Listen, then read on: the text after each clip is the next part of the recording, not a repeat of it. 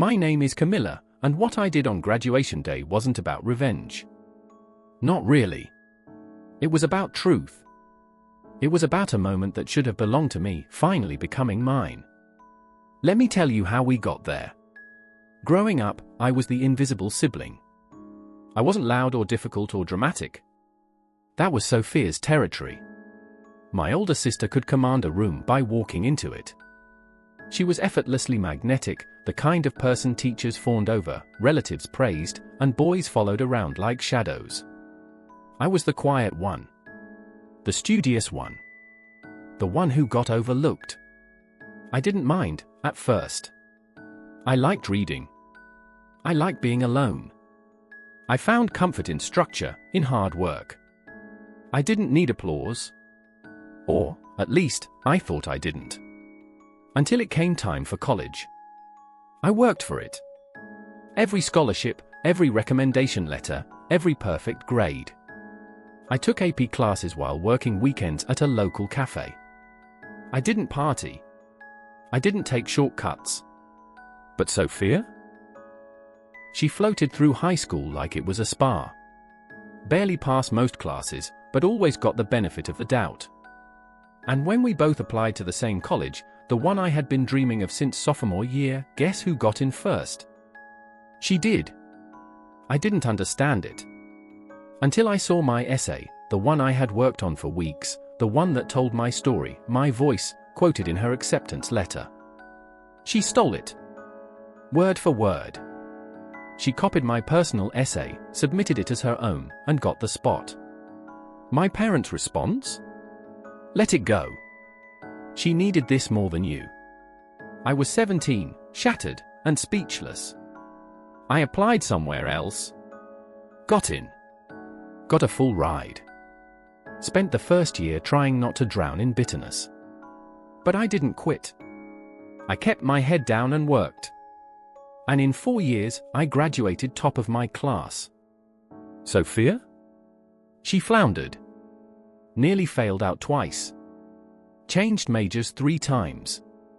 But she managed to limp through. Barely.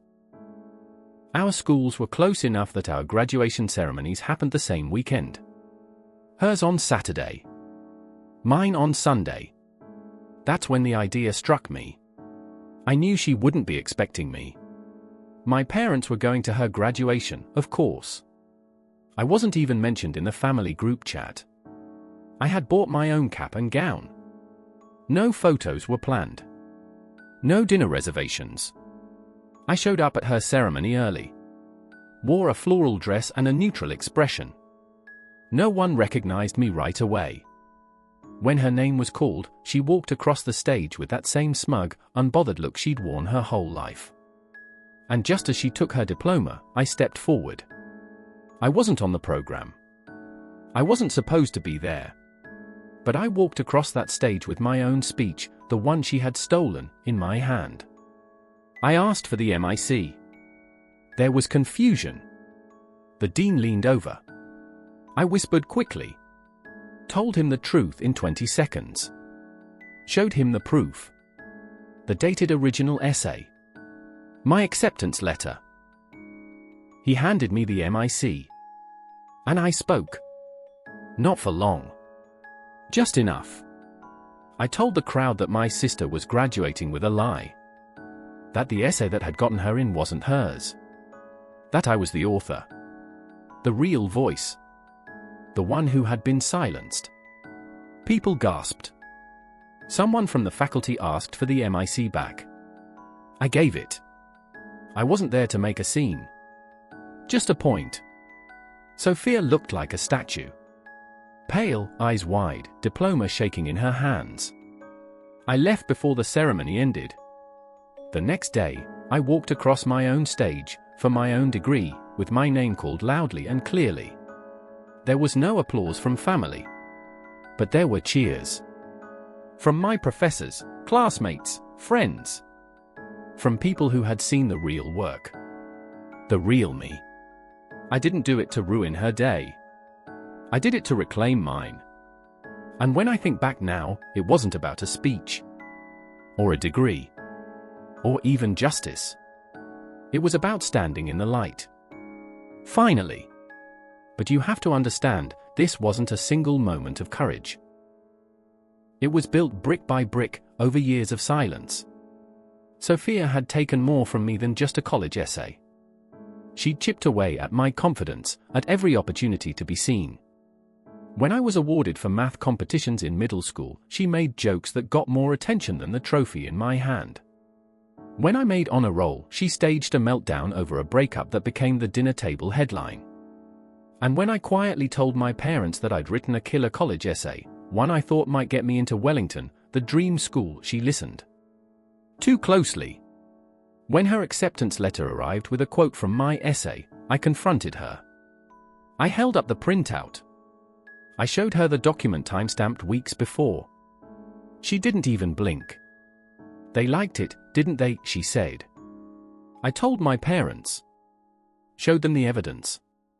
They looked at each other. Then at me. My mother said, "This isn't worth ruining her chances." My father added, "You're smart. You'll find another way." I wanted to scream. But I didn't. I nodded. I packed. I left.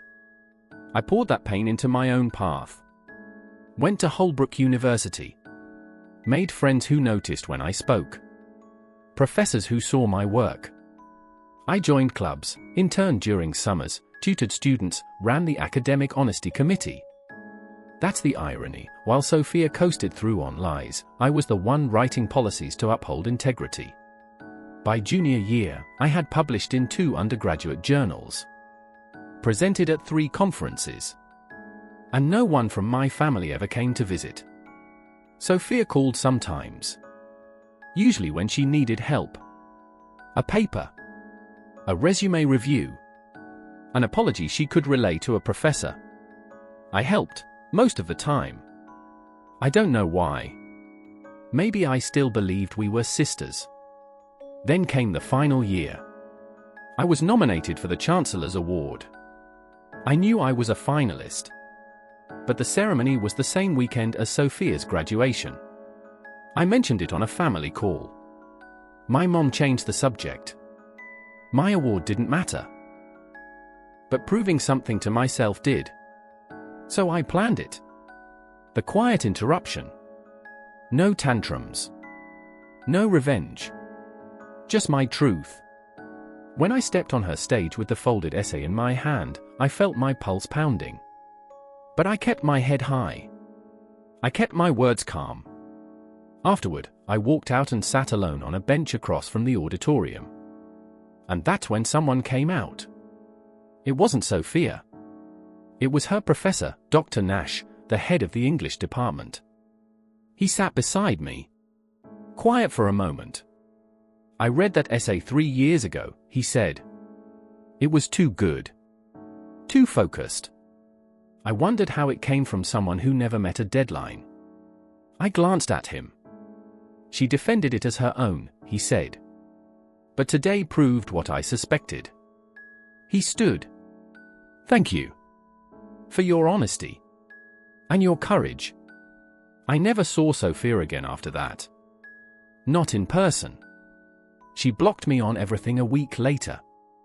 I heard from a cousin that she didn't walk at my ceremony the next day. Too embarrassed. I did. I walked. Alone. But not invisible. When my name echoed through the hall, I looked out at the rows of chairs. Dr. Nash was in the back. He stood and clapped. So did the dean. So did 3 classmates I barely knew. And it filled the empty space where family should have been. That day, I didn't just reclaim a moment. I reclaimed me. Thanks for staying with me. If stories like this speak to you, hit that subscribe button. We tell them all right here on Story Nest. Because sometimes, the ones who are quiet the longest are the ones with the most powerful stories to tell.